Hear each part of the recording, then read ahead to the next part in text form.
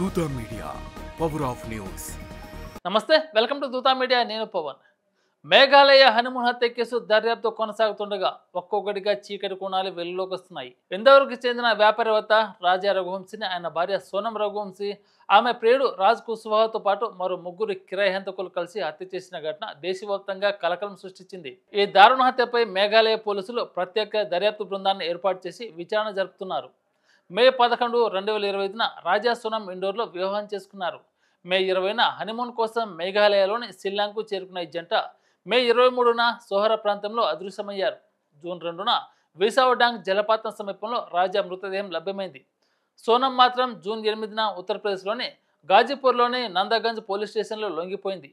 పోలీసుల విచారణలో సోనం, రాజ్ కుష్వాహా మధ్య వివాహేతర సంబంధం ఉన్నట్టు తెలిసింది.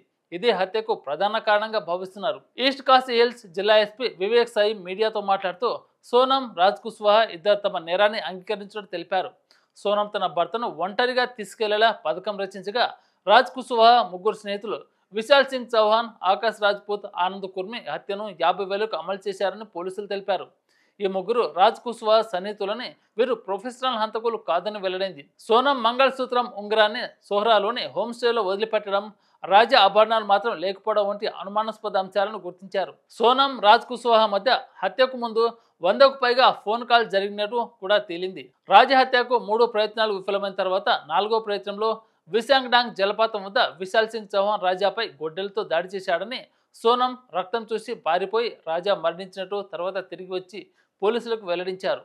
రాజా కుటుంబం నార్కో టెస్ట్ చేయాలని డిమాండ్ చేసినప్పటికీ తగిన ఆధారాలు ఉన్నాయని, సుప్రీంకోర్టు నిబంధనల ప్రకారం నార్కో టెస్ట్ అవసరం లేదని ఎస్పీ వివేక్ సాయి స్పష్టం చేశారు. అయితే సోనం కుటుంబం ఆమె నిర్దోషి అని, మేఘాలయ పోలీసులు తప్పుడు కథనాలు సృష్టిస్తున్నారని ఆరోపిస్తూ సిబిఐ విచారణ కోరుతోంది. ఈ కేసులో ఆర్థిక లాభాలు లేదా ఇతర కోణాలు కూడా ఉన్నాయా అని పోలీసులు ఇంకా దర్యాప్తు చేస్తున్నారు. For more updates, please subscribe Dootha media.